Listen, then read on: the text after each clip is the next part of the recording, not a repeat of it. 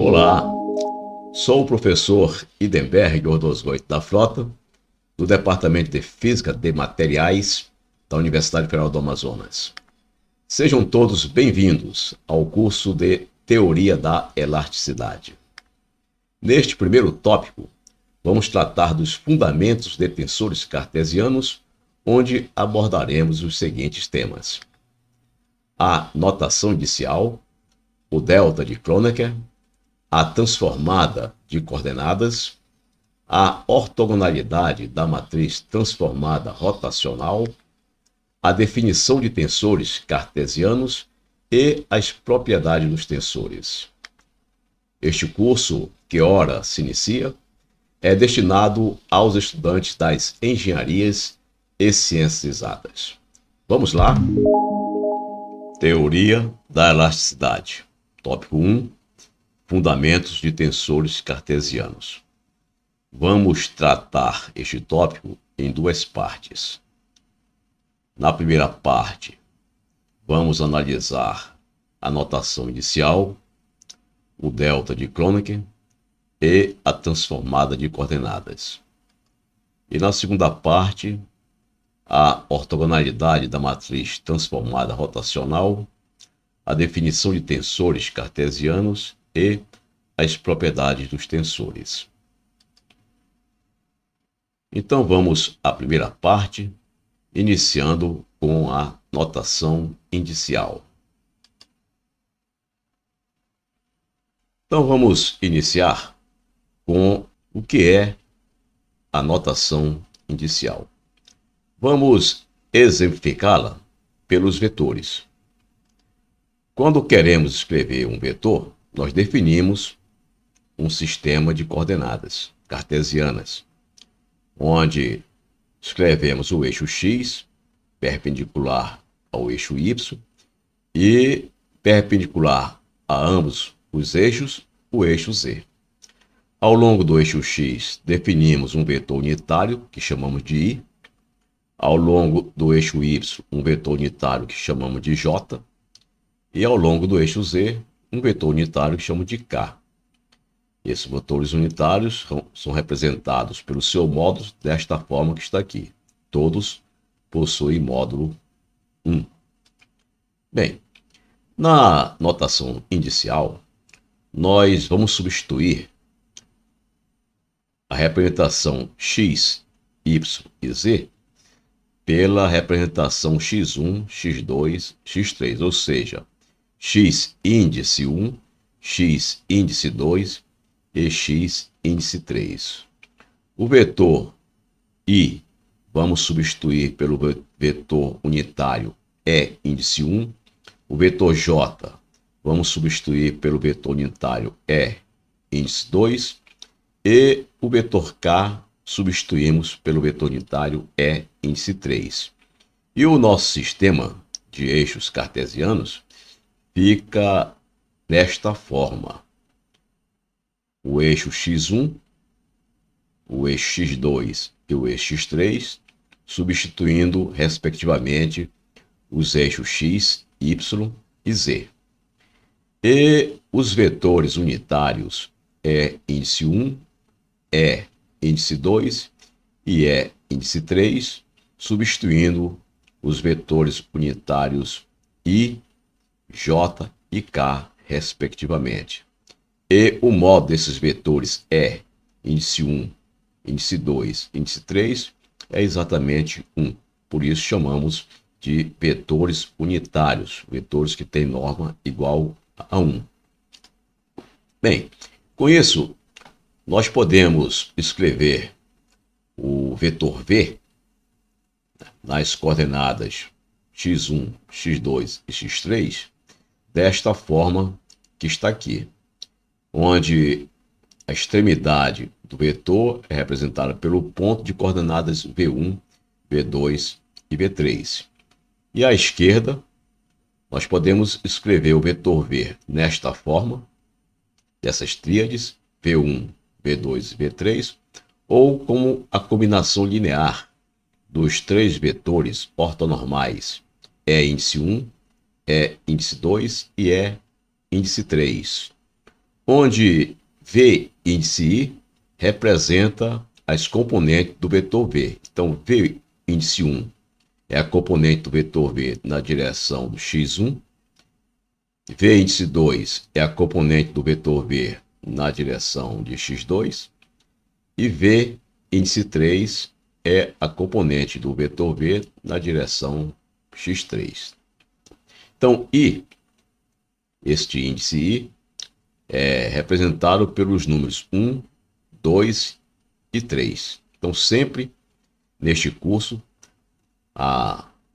os índices do vetor podem variar de 1 até 3. Então, o número inteiro que varia de 1 a 3.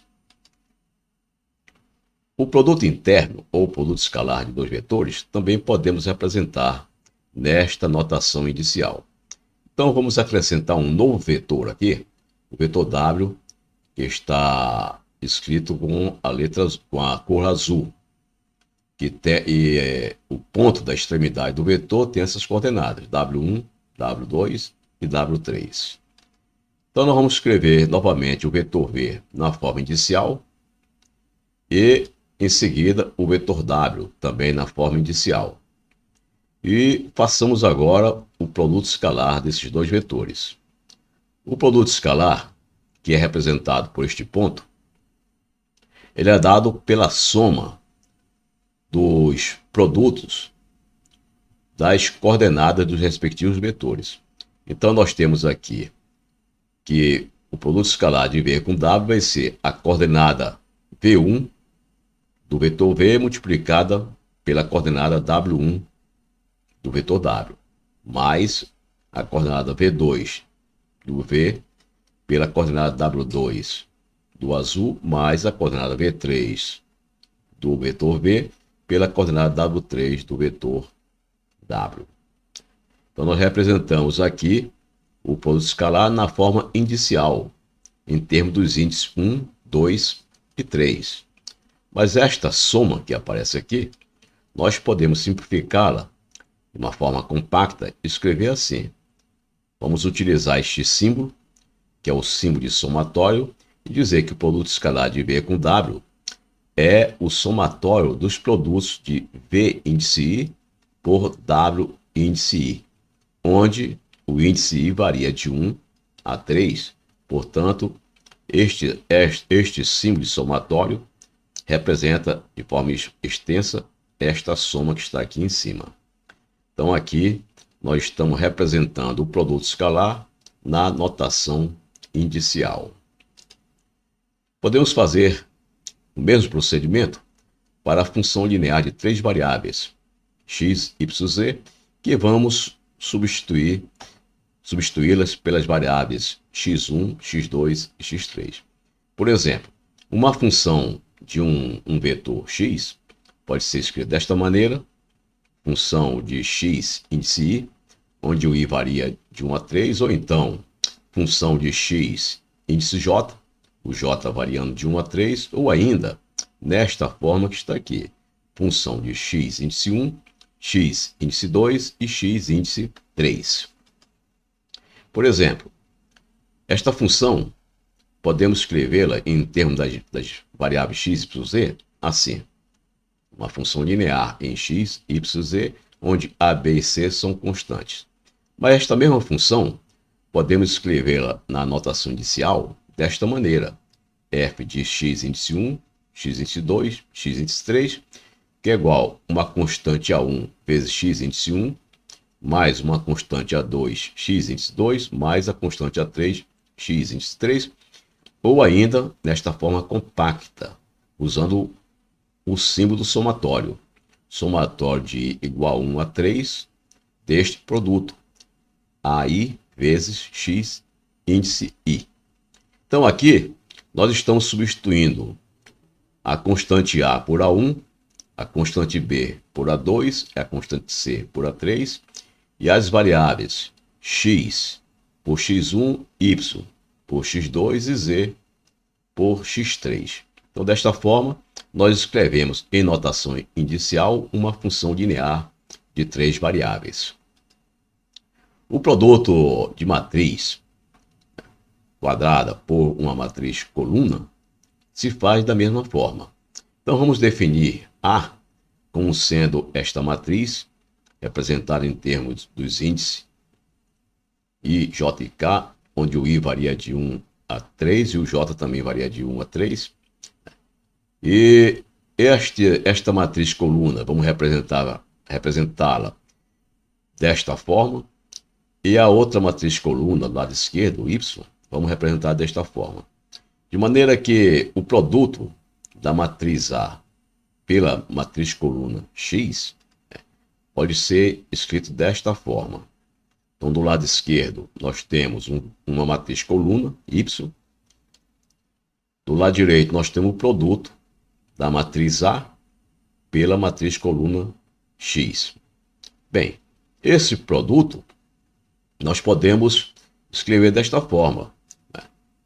Esta linha multiplicada por esta coluna, esta segunda linha multiplicada pela coluna e a terceira linha multiplicada pela coluna, de maneira que Y1 é dado por isso, Y2 por isso, Y3 por isso, ou simplesmente nós podemos escrever que Y índice I é igual ao somatório de J variando de 1 até 3 desse produto. A índice IJ, X índice J.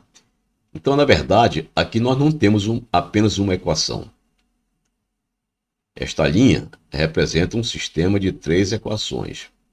Exatamente porque, para cada valor de I, do lado esquerdo, o I varia de 1 a 3, para cada valor de I nós temos uma equação.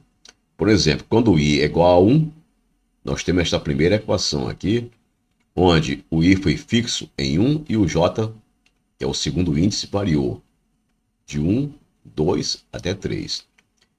Esta segunda linha, nós representamos fazendo aqui na equação de baixo, o I igual a 2. Quando o Y é igual a 2, nós vamos ter um somatório de J variando de 1 a 3 de 2J, XJ. Então nós temos aqui 2, 1, X1, 2, 2, X2, 2, 3, X3. O 2 ficou constante, que é o I, e variamos o segundo índice, que é o 3, que é o J, variando de 1, passando por 2 até 3. E a terceira linha, nós fazemos Y igual YI.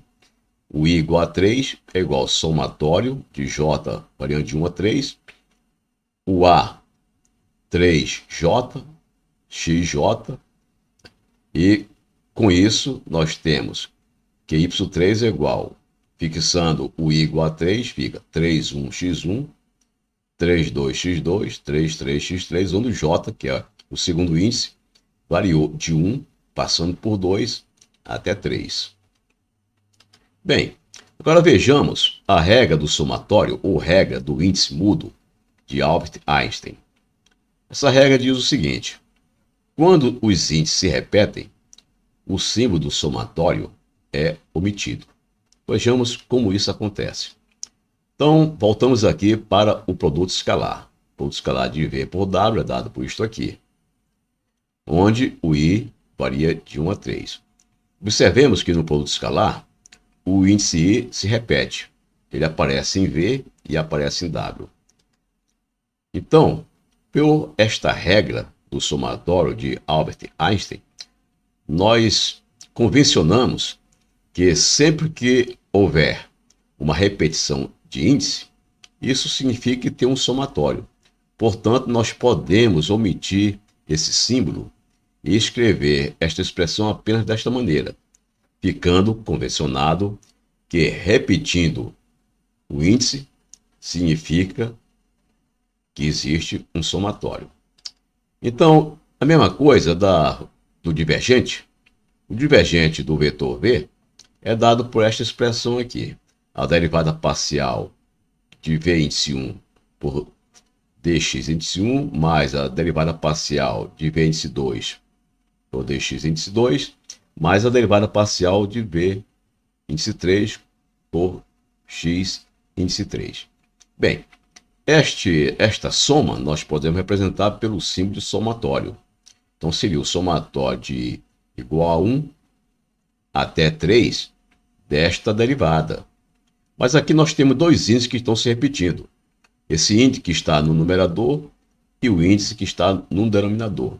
Por esta razão, seguindo aqui a regra do somatório ou regra de índice mudo de Albert Einstein, podemos eliminar o somatório e escrever esta soma simplesmente desta maneira. Então, subentende-se que esta derivada de V índice I por X índice I, subentende-se que por esses índices estarem se repetindo, isto aqui representa um somatório. Com isso, nós simplificamos a nossa notação e deixamos de escrever o símbolo do somatório. Bom, a função linear de três variáveis obedece à mesma regra. Então, voltemos aqui para aquela função de três variáveis x índice 1, x índice 2 e x índice 3, que podemos escrever desta forma que está aqui, o somatório com i igual a 1 até 3 deste produto, a índice i por x índice i. Como os dois índices se repetem, nós podemos omitir este somatório, escrever esta soma simplesmente desta forma, onde subentende-se que a repetição de dois índices representa uma soma. Então, na verdade, nós não temos apenas um produto. Nós temos aqui uma soma de produtos. Uma soma dos produtos de A índice I por X índice I, onde o I varia de 1 a 3. O sistema de equações lineares, que nós vimos há pouco, também pode ser representado desta mesma forma. Então, aqui nós temos três equações, cujas incógnitas são x índice 1, x índice 2 e x índice 3, e os ais são constantes.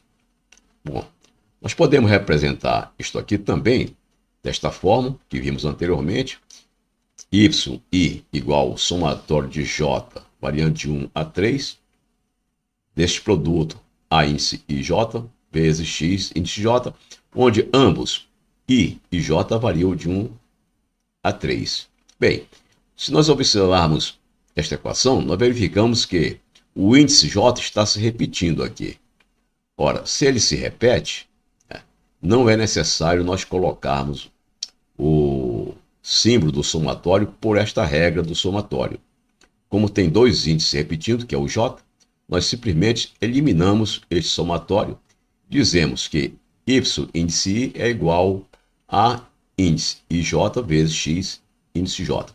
Então, na verdade, aqui escrito em amarelo, nós não temos apenas um produto. Nós temos aqui uma soma de produtos da constante a e j pela variável xj, onde o j varia de 1 a 3. Então, neste caso, o i e o j representam os índices, onde o i é chamado de índice livre e o j, onde ocorre o somatório, é chamado de índice mudo.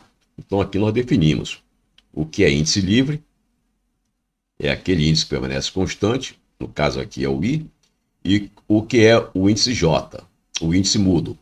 O índice mudo é aquele que participa do somatório, no caso aqui é o índice j. Bem, vejamos a notação inicial na diferenciação de funções. Então, nós vamos usar a vírgula para indicar uma diferenciação. Por exemplo, a derivada da função x, da função f, em relação à variável x índice i, em lugar de representar desta forma, eu vou representar simplesmente assim, a função de x índice i, vírgula i. E esta vírgula está representando o símbolo da derivada. E também podemos escrever assim, que esta derivada é igual a f, vírgula, i. Simplesmente, isto aqui está dizendo que nós temos ao lado direito a derivada de f em relação a variável xi. Por exemplo, o divergente do vetor v é dado por essa expressão ou pela expressão em amarelo. E a expressão amarelo, nós estamos usando aquela regra do somatório quando o índice se repete. Então, como o índice se repete em cima, no numerador e no denominador, então isso significa que existe uma soma aqui. Então, nós podemos representar esta derivada usando esta notação da vírgula. Então, podemos dizer que divergente de v é igual a v índice 1, vírgula 1, que é esta derivada, v índice 2, vírgula 2, que é esta derivada, e v índice 3, vírgula 3, que é esta derivada, ou usando a regra da repetição de índice, que subentende que é uma soma, eu posso escrever também esta derivada em amarelo desta forma, v índice i, vírgula i. Então, esta é uma maneira compacta de nós escrevermos a derivada de uma função. Agora vejamos o delta de Kronecker. O delta de Kronecker é importantíssimo no desenvolvimento da teoria da elasticidade. Então, nós definimos o delta de Kronecker desta forma que está aqui. Então, delta dos índices IJ é igual a 1 se I é igual a J e 0 se I for diferente de J. E na forma matricial, nós escrevemos que delta de J é igual a esta matriz, em que todos os elementos da diagonal valem 1 e fora da diagonal valem 0. Ou seja, é a matriz identidade. Então, nós podemos, por exemplo, escrever que delta JJ vai ser igual a delta de 1 mais delta de índice 2, 2, mais delta de índice 3, 3. Por quê? Porque o J varia de 1 a 3. Então, delta de JJ é dado por essa soma, mas como delta de 1, 1 vale 1, o delta 2, 2 vale 1 e o delta 3, 3 também vale 1, então esta soma representa o número 3. De uma outra maneira, outra forma, é o produto de delta J vezes VJ. Observe aqui que o índice J se repete. Como o índice J está se repetindo, então aqui nós temos uma soma em J. Então, esse produto pode ser representado desta forma. O I é fixo e o J varia de 1 a 3. Então, J varia de 1, 2 até 3. E este resultado dá o quê? Ora, se o I for diferente de 1, dá 0. Se o I for igual a 1, vai dar I. Se o I for diferente de 2, dá 0. Se o I for igual a 2, dá I. Se o I for diferente de 3, isso aqui dá 0. E se o I for igual a 3, vai dar I. Portanto, este produto, na verdade, é um somatório no índice J, ele dá exatamente VI. Esse segundo produto, que como delta JI é igual a 1 se I for igual a J e 0 se I for diferente de J, então nós podemos representar isto aqui simplesmente por delta II. Só vai existir quando o delta, o J for igual a I. Quando o J for igual a I, delta I é igual a 1, então ficamos aqui. Bem, mas este resultado nós já conhecemos. Este resultado é dado pela equação de cima, a primeira linha. Portanto, o produto de delta J por delta JI vale exatamente 3. Um outro caso, se nós tivermos o produto do delta de Kronecker por uma constante de índice JI. Ora, aqui o J se repete, que tem no delta e tem no A. E o I também se repete, tem no delta e tem no A.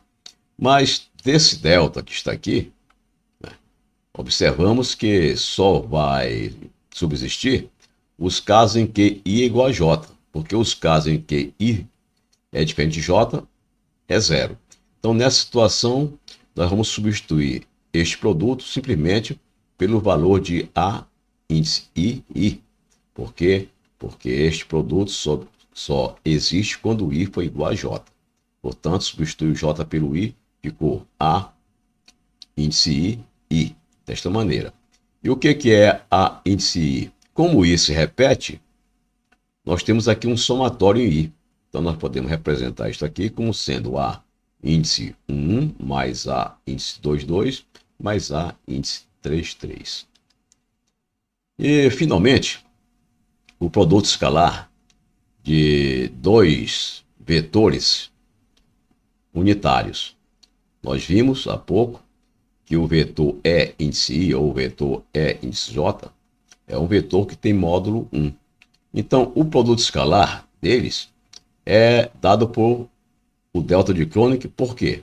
Porque além de eles serem unitários, né, o vetor E1 é ortogonal ao vetor E2 e ao vetor E3.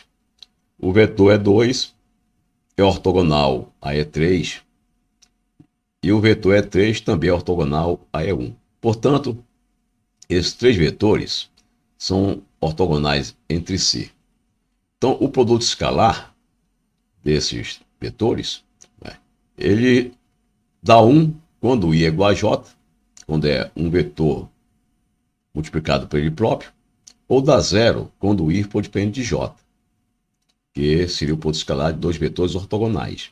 Então, o produto escalar desses vetores EI e EJ segue exatamente esta regra aqui do delta de Kronecker. É 1 se I for igual a J e 0 se I for dependente de J. Portanto, nós podemos representar o produto escalar de dois vetores ortogonais e unitários exatamente pelo delta de Kronecker. Então, vamos utilizar bastante esta condição em que o produto escalar de dois vetores ortonormais é representado pelo delta de Kronecker, pelas razões que acabei de mostrar. Então vamos agora à transformada de coordenadas. Nós vamos considerar este sistema amarelo dos eixos x1, x2 e x3. Ao longo desses eixos, nós temos os vetores unitários e ortogonais entre si. É índice 1, é índice 2 e é índice 3. E um vetor V qualquer, cuja extremidade está nesse ponto x1, x2, x3, pode ser representado como uma combinação linear destes três vetores unitários. E vamos agora girar esse sistema de eixos. Quando nós giramos esse sistema de eixos, nós temos agora novos eixos. O eixo x1', o eixo x2' e o eixo x3', que são ortogonais entre si, uma vez que simplesmente giramos o sistema de coordenada representado pela cor amarela em torno desta origem. Bem, ao longo de cada eixo azul, nós temos também um vetor unitário, o E'1, o E' índice 2 e o E' índice 3. Então, nós temos dois sistemas de coordenadas. O sistema de coordenada, que está representado pelas cores amarela e azul. Bem, então vamos escrever o cosseno diretor. Vamos definir o que é cosseno diretor. Nós definimos cosseno diretor como sendo o cosseno dos ângulos formados entre os eixos azuis e amarelos. Então, por exemplo, o eixo x'1 forma um certo ângulo com o eixo x1. O cosseno deste ângulo é denominado cosseno diretor. Então, aqui à esquerda, eu estou representando o cosseno diretor por este termo aqui, A, índice e um J. O que significa isso? Isso significa que A, índice e J é o cosseno entre os eixos x'I e XJ. O cosseno do eixo x'I e XJ é a mesma coisa que o cosseno do eixo XJ com o eixo x'I. Não importa aqui a ordem. De maneira que, se eu representar o cosseno desta forma, então ele vai receber a letra A e J. Se eu representar desta forma, vou trocar simplesmente a posição de I com J e fica A, J, I. Então, o cosseno diretor, ele nos dá o cosseno do ângulo formado entre os dois eixos dos dois sistemas. Aqui, por exemplo, eu tenho o eixo x'I azul com o eixo x índice 1 amarelo.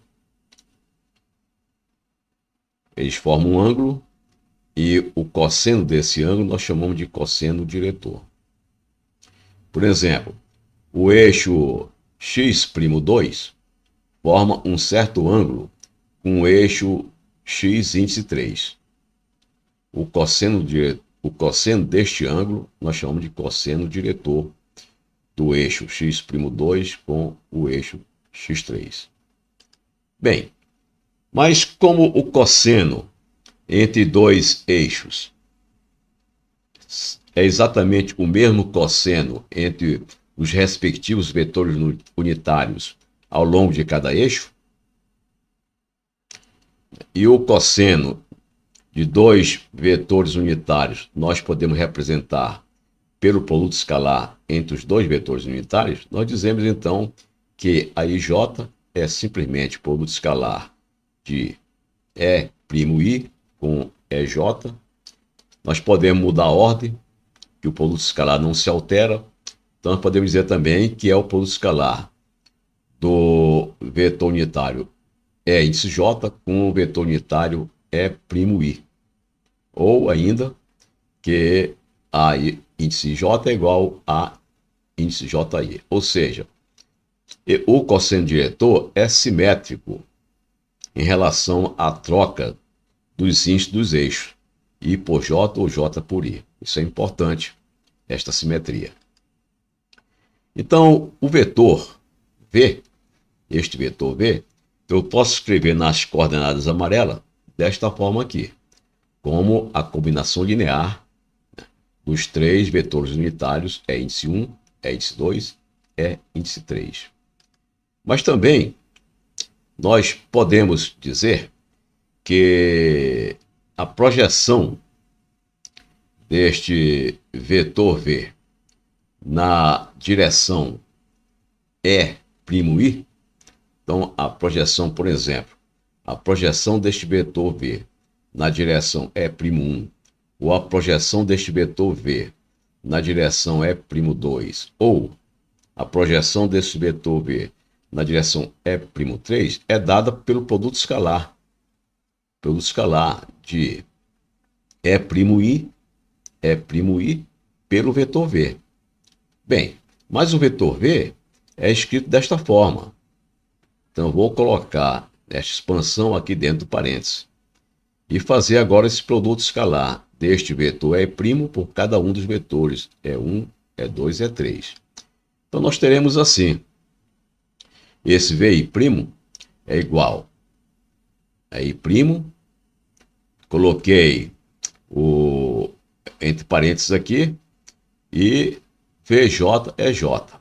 Observe que, neste caso, o índice J está se repetindo. Esse índice J se repetindo subentende que é um somatório em J. Então, essa repetição do índice J representa uma somatória em J, que é o que está aqui dentro desse parênteses. Então, eu passei desses parênteses da linha de cima para o parênteses da linha de baixo, usando aquela regra da repetição dos índices, que significa um somatório. Bem, então agora nós temos dentro desse parênteses uma constante que é o VJ, um número. Isso aqui, como sendo um número, eu posso tirar do parênteses e colocar em qualquer lugar. Então vou tirar daqui, vou tirar do parênteses e colocar aqui do lado esquerdo. Então nós temos que V'I, que é igual a VJ, e o produto escalar de E'I por EJ. Mas esse produto escalar, nós sabemos o que ele significa. Ele significa o AIJ que está aqui em cima. Olha. E'I com EJ significa AIJ, que é exatamente o cosseno diretor entre os eixos X'I e o eixo XJ. Então, eu posso finalmente escrever que V'I é igual a IJ vezes VJ. Então, nós estamos escrevendo aqui, neste quadro, as componentes, as projeções do vetor V ao longo de cada eixo X', desta maneira que está aqui, onde A e J representa o cosseno do ângulo entre o eixo X'I e X'J. Então, conhecendo-se os ângulos que os eixos do sistema azul fazem com os eixos do sistema amarelo, nós podemos determinar as projeções do vetor V ao longo dos eixos azuis, conhecendo-se a projeção do vetor V ao longo dos eixos amarelos. Então nós temos isto que está aqui. Como o J se repete nessa equação, na verdade, como o J se repete, nós subentendemos que temos aqui uma soma em J. Então, o V'I é igual a um somatório de A índice J, VJ, no índice J. Bem, então trazendo para cá este resultado, nós temos que V'I' é igual a IJ, VJ, onde ambos I e J variam de 1 a 3. Bem, então aqui nós não temos simplesmente uma equação. Como o I varia de 1 a 3, então nós temos três equações dessas. Para o V'I', V'I'2 e V'I'3. E o J se repete nesta equação, então o J varia de 1 a 3. Então nós temos um somatório em J. Então para I igual a 1, nós temos esta primeira linha. Para I igual a 2, nós temos a segunda linha. Para I igual a 3, nós temos a terceira linha. Então, esta equação de cima, de fato, representa um sistema de três equações lineares, onde nós temos do lado esquerdo as componentes do vetor V ao longo dos eixos azuis, e do lado direito nós temos o somatório, né, dos cossenos diretores pelas componentes do vetor V ao longo dos eixos amarelos. Se nós observarmos com mais detalhes, nós vamos chegar à conclusão que isto aqui pode ser representado por um produto de uma matriz por um vetor coluna. Então nós temos aqui, eu posso escrever, representar esses três parâmetros, V'I', V'I'2 e V'I'3, por uma matriz coluna. As constantes que aparecem, os coeficientes que aparecem aqui nas três equações, vou representá-los por esta matriz. Então esta matriz é constituída pelos coeficientes de cada uma das equações. E do lado direito, eu vou colocar uma matriz coluna representada por V1, V2 e V3. De fato, se nós fizermos o produto desta matriz por esta matriz coluna, nós vamos ter esta linha vezes esta coluna, que reproduz a primeira linha nas três equações de cima. Depois, esta segunda linha vezes esta coluna dá a segunda equação de cima. E esta terceira linha vezes esta coluna dá a terceira equação aqui de cima. Então nós podemos representar esse sistema de três equações lineares nesta forma matricial. Bem, então esta matriz A que aparece aqui é conhecida como matriz transformação rotacional, exatamente pelo significado físico dessa matriz. O que esta matriz faz? Esta matriz, quando ela atua nesta matriz coluna, o que é esta matriz coluna? Esta matriz coluna representa as componentes do vetor V ao longo dos eixos iniciais x1, x22 e x23. Quando essa matriz atua nesta matriz, coluna constituída pelas componentes do vetor V ao longo dos eixos x1, x2 e x3, ela nos dá como resultado as projeções do vetor V ao longo dos eixos primos, dos eixos azuis, V1, V'1, V'2 e V'3. Como esse eixo azul sofreu uma rotação de um certo ângulo, então nós dizemos que esta matriz representa a transformação rotacional dos eixos cartesianos x1, x2, x3 para os novos eixos cartesianos x'1, x'2 e x'3. Então, com isso, nós sabemos como determinar facilmente as coordenadas de um vetor em um novo sistema referencial que tenha sofrido uma rotação em relação ao sistema inicial. Bem, então voltemos aqui à definição do cosseno diretor. Então nós sabemos que V'I é igual a este parâmetro, a IJ, vezes a componente VJ, onde IJ varia de 1 a 3. Este parâmetro AIJ é o cosseno diretor do eixo X'I com o eixo XJ, que nós podemos representar também, como é um cosseno, como sendo o produto escalar de E'I por EJ. Bem, então, vimos anteriormente que podemos representar também esse sistema de equações lineares, onde o I e o J variam de 1 a 3, nesta forma matricial, onde o V' aqui representa um vetor, uma matriz coluna, este V aqui outra matriz coluna e o A aquela matriz rotacional. Bem, então o A é essa matriz rotacional, V' esta matriz coluna e o V esta matriz coluna. Ou, de outra forma, esta matriz rotacional A pode ser escrita assim, onde eu estou substituindo A e J pelo cosseno diretor, de X'I por XJ.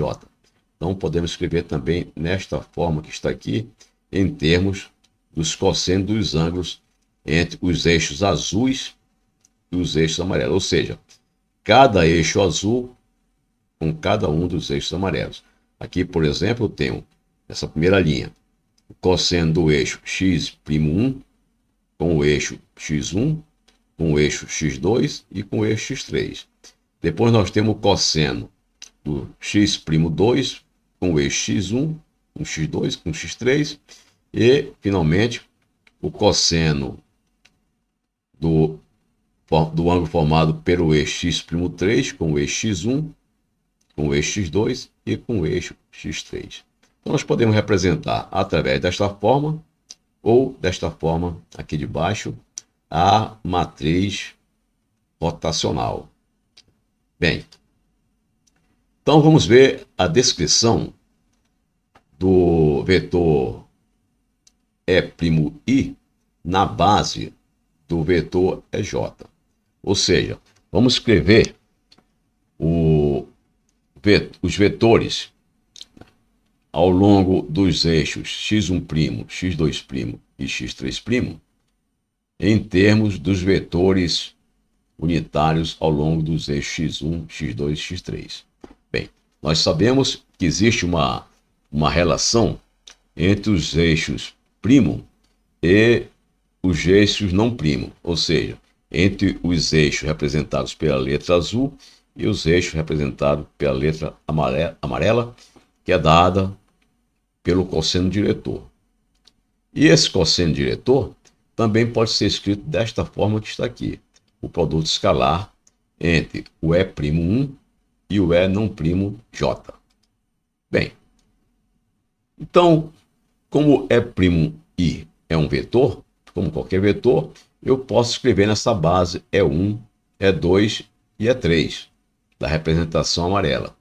Então, quais são as componentes desse vetor E'(i) nas direções E1, E2 e E3? É simplesmente isso. É o produto na direção E índice 1 é dado pelo produto escalar de E' com E1, na direção índice 2 é dado pelo produto escalar E'(i) com E2 e na direção de E3 é dado pelo produto escalar de E'(i) com E índice 3. Mas aqui nós temos uma soma. Então, esta soma nós podemos representar pelaquela notação do Einstein. Representar desta forma que está aqui, que é a regra da soma. Por que nós estamos fazendo assim? Porque neste caso, o índice J se repete. E como ele se repete, subentende-se que existe uma soma aqui. Então aqui, por exemplo, eu tenho E1 com E1, E2 com E2, E3 com E3. Então, em lugar da soma, eu vou representar simplesmente desta forma. Eu estou colocando, subentendendo que aqui na frente tem um símbolo somatório. Então, na verdade, aqui eu tenho um somatório de E índice I, EJJ. Como o J se repete, eu vou omitir o símbolo somatório, usando a regra da soma. Bem, o que está dentro do parênteses é exatamente o cosseno diretor AIJ. Então, vamos escrever em lugar deste produto dentro dos parênteses, AIJ, e substituí-lo desta forma que está aqui. Então, nós passamos a ter E'(i) é igual a esse produto, que é AIJ, que está aqui, vezes o vetor unitário EJ. Então, aqui, lembrando que o J se repete, usando novamente a regra da soma, nós temos aqui um somatório. Então, com isso, nós temos que E'(i) é igual a um somatório em J de A índice J, E índice J. Ou seja, nós temos aqui um sistema de 3 equações lineares para cada valor de I. Como o I varia de 1 a 3, então nós temos 3 equações. A equação correspondente ao índice 1, ao índice 2 e ao índice 3. E do lado direito, para cada I, nós temos um somatório em J. Então, na verdade, o que nós estamos vendo aqui não é apenas a igualdade de E'(i) com o produto AIJ-EJ. Nós temos do lado direito um somatório em J e do lado esquerdo o I varia de 1 a 3, portanto nós temos 3 equações. Ou seja, nós temos aqui um sistema de 3 equações lineares em AIJ-EJ. Vamos agora descrever a base EI na base E'(j), da mesma maneira como fizemos anteriormente, onde o AIJ é dado pelo cosseno diretor desta forma ou desta forma aqui. Então, novamente, podemos escrever que o E em si é dado pelo produto escalar desses dois vetores unitários projetados na base E'(1), E'(2), E'(3). Usando a regra da soma, esta soma com 3 termos eu posso escrever simplesmente assim, uma vez que o índice J se repete, aparece aqui e aparece aqui. Bem, novamente, usando que o produto de E'I por EJ representa o quociente diretor A índice J, nós podemos escrever em lugar do que está dentro desse parênteses, colocar IJ e, usando a regra da soma, o E índice I passa a ser escrito desta forma que está aqui, onde a repetição em J subentende uma soma neste índice. Então, com isso, nós representamos a base E' em termos dos vetores unitários EJ e a base I em termos dos vetores unitários E'J. Aqui encerramos a primeira parte, Fundamentos de Tensores Cartesianos, do curso Teoria da Elasticidade.